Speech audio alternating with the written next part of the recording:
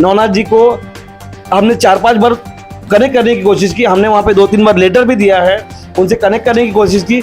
उन्होंने सिर्फ एक आश्वासन दिया कि हम देखते हैं, करते देखते हैं क्या कर सकते हैं, और उसके बाद उन्होंने कुछ भी नहीं किया है। कि जो इवन जो प्रिंसिपल, एक्टिव प्रिंसिपल इतने साल से है, तो वहाँ पे परमानेंट प्रिंसिपल क्यों नहीं आ रहा है? एक दूसरी चीज, जो वहाँ पे नॉन कैथलिक एम्प्लॉय है, जो वहाँ पे स्टाफ है, उनको बार बार क्यों निकाला जा रहा है? आपको असाइनमेंट दिया गया, आप असाइनमेंट अगर डिले कर दिया, आपने टाइम पे नहीं किया, आपको 1000 रुपया देना है, और हर दिन अगर आपने लेट किया आपको 550 रुपया और ऐड करना। नमस्कार, स्वागत है आपका दैनिक कैप्चर न्यूज़ में।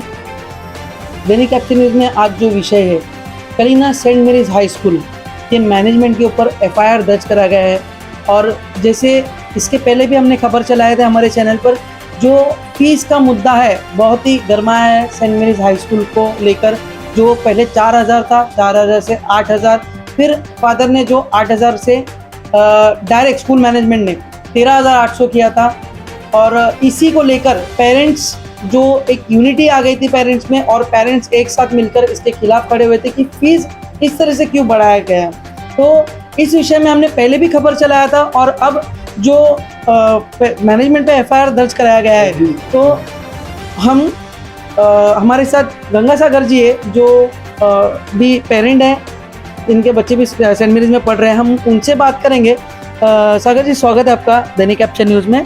जैसे पिछले बार भी आपने इंटरव्यू दिया था हमारे चैनल पे फीस को लेकर, और अच्छा डिस्कशन हुआ था हमारा। तो अब जैसे तकरीबन 1 महीना हो गया है उस बात को, तो ये 1 महीने में आप लोगों ने जो प्रोसेस किया है पेरेंट्स के हेल्प के लिए, जो आप लोगों ने एक टीम बनाकर जो पेरेंट्स को लीड किया है, क्या कहना चाहेंगे? पूरे विस्तार में बताइए दर्शकों को, किस तरह से जो अब तक के एफआईआर तक का प्रोसेस आया है, तो पूरा बताइए विस्तार में।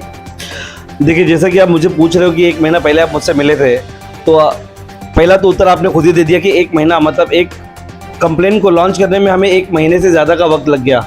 तो आप खुद सोच सकते हैं कि ये कितनी क्रिटिकलिटी है कि लोग हमारे एफआईआर, मतलब एक कंप्लेन को लेने में 1 महीने का समय लग जा रहा है, अगर जिस तरह से ये सब चल रहा है। दूसरी चीज़ मैं आपको बता दूं कि जो पूरा माजरा है, इसको मैंने 4 भागों में अगर हम डिवाइड करेंगे, तो प्राइमरी, सेकेंडरी, ठीक है, उसके साथ में जो पीटीए का इनका गठन का जो तरीका है वो, और साथ में बच्चों को जो हरेसमेंट हो रहा है उसके लिए, हम इन 4 भागों में इसको मैं आपको संक्षेप में इसके बारे में बता दूंगा। बट उसके पहले, जैसे कि आपने पूछा कि मैंने कहाँ पे, हम मुख्यमंत्री कार्यालय के साथ साथ उप मुख्यमंत्री कार्यालय में, इसके बाद से महिला एवं बाल विकास कल्याण मंत्रालय, एजुकेशन डिपार्टमेंट में, साथ ही आपके जोगेश्वरी में जो एजुकेशन डिपार्टमेंट है वहाँ पे, करी रोड के डिपार्टमेंट में, हम एजुकेशन के बेस पे हमने सभी जगहों पे यहाँ पे, जिससे बच्चों की शिक्षा के अधिकार उनको मिल सके, उसके लिए हमने हर भरसक कोशिश की है।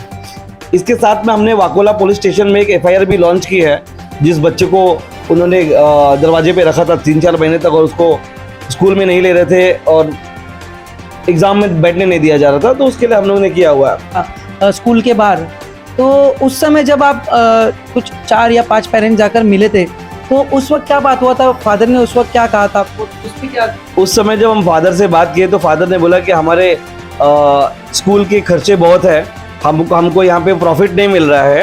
तो मैंने उनको ये कहा कि फादर, ये स्कूल है, यहाँ पे शिक्षा होती है, और शिक्षा में आप प्रॉफिट और लॉस अगर डालते, ये बिजनेस तो नहीं है कि यहाँ पे हम प्रॉफिट और लॉस देखें। तो उन्होंने बोला कि ये this is none of your business, कि हम प्रॉफिट देख रहे हैं, लॉस देख रहे हैं। कि ठीक है, अगर आप बोलते हो कि अगर ये लॉस आप हो रहे हो, तो आप हमें ऑडिट रिपोर्ट दे दो, आपकी जो भी ऑडिट रिपोर्ट है वो हमें दे दो। हम उसके अंदर अगर ऐसा लगे कि आप लोग भाई लॉस में जा रहे हैं, या फिर स्कूल को प्रॉफिट ज़्यादा नहीं हो रहा, एज यू सेड, तो अब उसके ऊपर हम कन्विंस हो जाएंगे कि भाई ठीक है, हम ये कहते हो। तो उसके जब ये मैंने बोला कि आपकी ऑडिट रिपोर्ट हमें दिखा दो, तो बॉस ने बोला कि मैं आप लोगों के कपड़े उतरवा लूंगा।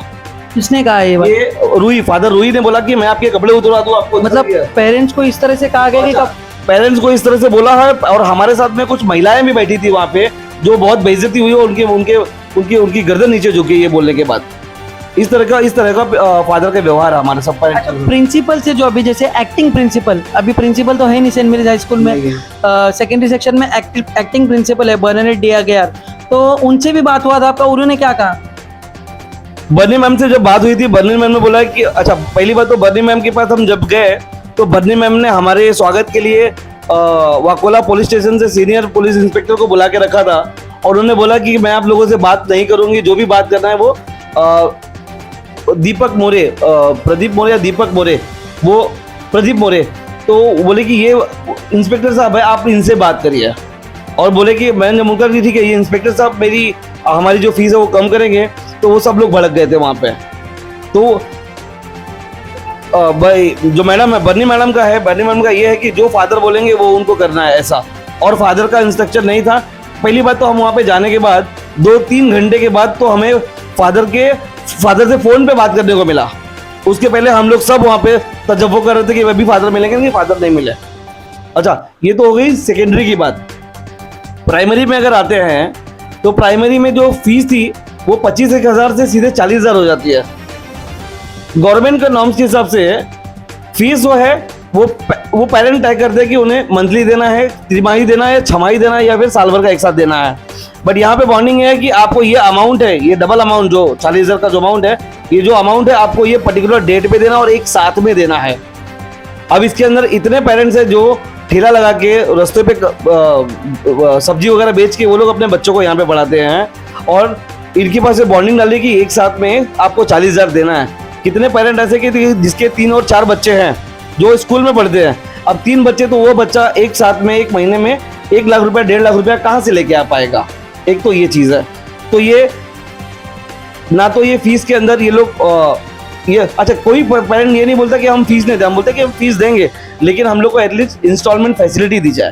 बट ये लोग इंस्टॉलमेंट फैसिलिटी भी देने को तैयार नहीं थे। अच्छा, ये जो अभी एफआईआर हुआ है तकरीबन 2 दिन पहले जो एफआईआर दर्ज कराया गया है मैनेजमेंट के ऊपर जो सेंट मेरीज हाई स्कूल के, तो वो पेरेंट का मुद्दा थोड़ा विस्तार में बताएंगे? देखिए, पेरेंट तो बहुत सारे ऐसे पेरेंट हैं जिनके विषय बहुत बहुत गंभीर है। ठीक है, अभी जिस पेरेंट ने एफआईआर दर्ज किया है शबनम करके, उसके पेरेंट को आप यकीन मानिए कि वो बच्चा इतना मेंटली इतना शॉक्ड हो गया है कि अब वो स्कूल जाने के नाम पे वो कांपता है। वो बच्चे को क्या किया था, अच्छा उसकी फीस जो थी उन्होंने पूरी भरी, थोड़ी सी फीस बाकी थी, थोड़ी सी फीस के लिए उन्होंने उसको 3-4 महीने तक स्कूल के दरवाजे के ऊपर खड़ा रखा और वो बच्चा दरवाजे पे खड़े होकर ब्लैक बोर्ड पे देख के लिखता था। उसकी आंखों से पानी टपकने लगा, उसको चश्मा लग गया और बहुत सारी उसको प्रॉब्लम्स हुई। बच्चे डेफिनेटली उसको टीज करते थे कि अरे तू, तेरे बाप के पास पैसा नहीं है भरने के लिए, तो वो सब उसके दिमाग में चढ़ा हुआ है। अच्छा, उसके फिर बाद में जब स्कूल छूटती थी, जो उसके दोस्त लोग होते थे वो उसको नोट्स देते, वो करता था। बट सोचिए, एक छोटा सा बच्चा 3-4 महीने तक सिर्फ दरवाजे पे खड़े होके ब्लैक बोर्ड यहाँ से दूर से देखे कैसे उसके ऊपर बीतती रहेगी। और उसको जो टीजिंग किया जा रहा था कि तेरे बाप के पास पैसा नहीं है भरने के लिए तो काय को स्कूल भेजते हैं, वो क्या दिमाग में सोचता रहेगा। और आज उसकी हालत ऐसी है कि स्कूल के नाम से वो कांपने लगता है, वो स्कूल नहीं जाना चाहता है, बच्चा स्कूल जाना ही नहीं चाहता है। अच्छा, ये इस बच्चे को भी वो लोग स्कूल में नहीं ले रहे थे। जब हम लोग ने इतनी सारी कंप्लेंट्स वगैरह की तब इसके बाद से उन्होंने उसको अलाउ किया कि स्कूल के अंदर जाने के लिए, नहीं तो उसको अलाउ भी नहीं कर रहे थे। अच्छा, उसके लिए भी हमने जब इनको सपोर्ट किया, जो उसकी पेरेंट को सपोर्ट किया, तो पुलिस वाले को लेके गए स्कूल में, फिर जाके उन्होंने रखने की बात की। अच्छा, उसके अंदर अभी भी उनका एक बच्चा ऐसा है ना जिसको ये फीस थोड़ी बाकी है, जो सेकेंडरी मतलब वो दूसरी से लेके अभी वो 6ठी में होगा, वो बच्चे को अभी तक उसकी पूरी फीस भर चुकी है, थोड़ी सी फीस खाली बाकी है, लेकिन उसको स्कूल में इंटर नहीं हुआ अभी तक। वो अभी अगर लॉकडाउन के बाद से उसको स्कूल में जाने ही नहीं दिया गया, अगर वो अभी पढ़ता तो 6ठी में होता, लेकिन अभी तक उसका कुछ हालो हवाल ही नहीं है। ये सारी चीजें ये उस पेरेंट की है। यहाँ पे आपको मैं बता दूं कि किस तरह से फीस के नाम पे, एक्टिविटी के नाम पे इतना पैसा वसूला जा रहा है। आपको बता देता हूं मैं, आपको असाइनमेंट दिया गया, आप असाइनमेंट अगर डिले कर दिया, आपने टाइम पे नहीं किया, आपको 1000 रुपया देना है, और हर दिन अगर आपने लेट किया आपको 550 रुपया और ऐड करना है उसके अंदर। ये जो आप बता रहे हो, इसमें ऐसा भी बात सामने आया कि वो जो फाइन कलेक्ट करे उसका रिसिप्ट नहीं दिया गया, कुछ भी नहीं दिया गया। जो फाइन कलेक्ट करे उसका कुछ भी रिसिप्ट नहीं है। अगर आपने, साहब मैं आपको एक और चीज़ बता देता हूँ मैं, इसके अंदर तो ऐसा है कि ये लोगों ने बच्चों से जूते मोजे निकलवा के टेरेस पे पनिश किया इन लोगों को। इस तरह से बाल अत्याचार हो रहा है यहाँ पे। ये अभी आज ही की बात है, मुझे पता चला कि ये लोग कम्युनिटी सर्विस के नाम पे अगर पनिशमेंट देते हैं ना, तो ये लोग शौचालय साफ कराते हैं वहाँ का। वहाँ का जो बाथरूम है वो सब साफ ये करवाते बात हैं। किसने, पेरेंट्स ने आपको बताया? ये स्टूडेंट ने मुझे बताई है।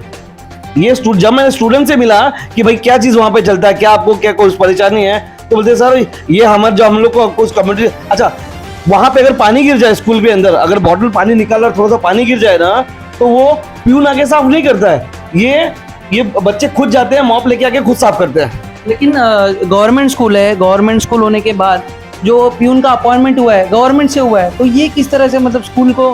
फादर रूही का और बर्नी मैडम का ये कहना है कि गवर्नमेंट इनको सफिशिएंट टीचर्स नहीं देता है, उनकी सैलरी नहीं देती है, तो एक तरीके से स्कूल मैनेजमेंट और फादर रूही और प्रिंसिपल ने सरकार की तरफ, एजुकेशन मिनिस्टर की तरफ ये चीज सवाल उठाया है कि भैया स्कूल जो सरकार है वो स्कूल को प्रॉपर टीचर नहीं दे रही है, सैलरी नहीं दे रही है और बच्चों के शिक्षा के अधिकार को वो खारिज कर रही है। जैसे आप ये बात बता रहे हो, अगर इसमें आपको रोकना चाहूंगा, जैसे गवर्नमेंट स्कूल है, गवर्नमेंट एडेड है, गवर्नमेंट ने ग्रांट प्रोवाइड किया है, टीचर्स की पगार जो गवर्नमेंट देते हैं, तो ऐसा भी हमको सुनने में आया है कि ये जो स्कूल है इसमें जैसे आप बता रहे हो कि टीचर्स नहीं दे रहे गवर्नमेंट, लेकिन गवर्नमेंट अगर सरप्लस टीचर प्रोवाइड करते तो ये स्कूल एक्सेप्ट नहीं कर रही है सरप्लस टीचर। देखिए आपको बताऊं कि कुछ दिन पहले मेरे को यहाँ पे कुछ एक ऐसे लोग भी मिले थे जो स्कूल उसी स्कूल में वो लोग प्यून का काम करते थे, ठीक है। कुछ लेडीज मिली थी, उन्होंने तो मुझे ये बताया है कि सर मैं वहाँ पे काम करती थी और जब उन्होंने मेरे को परमानेंट लेटर देके फिर मेरे से वापस ले लिया, तो एक तरह का मैं ऐसा, देखो मैं जाति भावना की बात नहीं करता हूँ, लेकिन एक कुछ तो ऐसा इसकी जांच होनी चाहिए कि ऐसा क्या बात है कि जो इवन जो प्रिंसिपल, एक्टिव प्रिंसिपल इतने साल से है, तो वहाँ पे परमानेंट प्रिंसिपल क्यों नहीं आ रहा है। एक दूसरी चीज, जो वहाँ पे नॉन कैथलिक एम्प्लॉय है, जो वहाँ पे स्टाफ है, उनको बार बार क्यों निकाला जा रहा है, ठीक है। ये इस सब की मेरे ख्याल से सरकार को इस सब की खोजबीन करनी चाहिए, एजुकेशन डिपार्टमेंट को इसके अंदर खोजबीन करनी चाहिए। साथ ही उसके अंदर मैं आपको एक और चीज बताऊं कि उन सबके बारे में तहकीकात होनी चाहिए कि कौन कितना एजुकेटेड है और उस पोस्ट के लिए क्या एलिजिबिलिटी है और क्या वो उस एलिजिबिलिटी के लायक है या नहीं है। और जैसे गवर्नमेंट स्कूल है तो जो शिक्षण अधिकारी है, जैसे नवनाथ वनवे, मुंबई वेस्ट जोन के नवनाथ वनवे जो एजुकेशन इंस्पेक्टर का काम होता है कि इंस्पेक्शन करना, जब कोई पेरेंट्स स्कूल के खिलाफ कंप्लेंट करते हैं तो वहाँ जाके इंस्पेक्शन किया जाए कि क्या है, क्या मुद्दा है। तो हमने भी संपर्क करना चाहा इस मुद्दे पर नवनाथ वनवे जी से, लेकिन वो फ़ोन नहीं उठाए, ऑफिस में अवेलेबल नहीं थे। तो आप पेरेंट्स का क्या कहना है, आपने उनसे संपर्क किए क्या इस विषय में? तो हमारे एग्रीव पेरेंट ग्रुप में हम तकरीबन 20 से 25 पेरेंट को हमने जमा किया था। इस विषय को लेकर हम नवनाथ जी के पास गए थे जोगेश्वरी में, और एक बार नहीं गए थे, हम तकरीबन 4 से 5 बार जा चुके हैं। और जाने के बाद अभी यहाँ पे वहाँ पे है करके सुबह जाके, मतलब आप सोचिए कि कलीना से जोगेश्वरी में जाना और 20-25 लोगों के साथ जाना, इसमें एक तो खर्चा होता है, और हमारे साथ ऐसे भी लोग गए थे जिनके जो रोजे में थे और वो सुबह से यहाँ पे ट्रैवल करके गए और वहाँ पे भूखे पेट शाम तक वहीं पे थे, लेकिन नवनाथ जी का कोई अता पता नहीं था। नवनाथ जी को हमने 4-5 बार कनेक्ट करने की कोशिश की, हमने वहाँ पे 2-3 बार लेटर भी दिया है, उनसे कनेक्ट करने की कोशिश की। उन्होंने सिर्फ एक आश्वासन दे के हम देखते हैं, करते देखते हैं क्या कर सकते हैं, और उसके बाद उन्होंने कुछ भी नहीं किया है। दूसरी चीज, नवनाथ जी को हमने बहुत बार 4-5 बार जाके हम लोग 25 पेरेंट गए, बट उन्होंने कोई होशो हवास नहीं किया, उसमें तजव्वुर नहीं दी उन्होंने। और ये बस हमें ये भी सुनने को आया कि नवनाथ जी जाके प्रिंसिपल फादर को मिले हैं, वहाँ पे फादर वगैरह को मिलने, मैनेजमेंट को वहाँ पे मिला उन्होंने, लेकिन उनको हमारे लेटर के ऊपर कुछ लिखना या फिर हमारे लेटर पे कार्रवाई करना, उन्होंने उसको ज़्यादा अहमियत दे दी। लेकिन फादर से मिलके स्कूल मैनेजमेंट के साथ में उनको कोऑपरेट करना, वो उन्होंने ज़्यादा उसकी अहमियत दी है।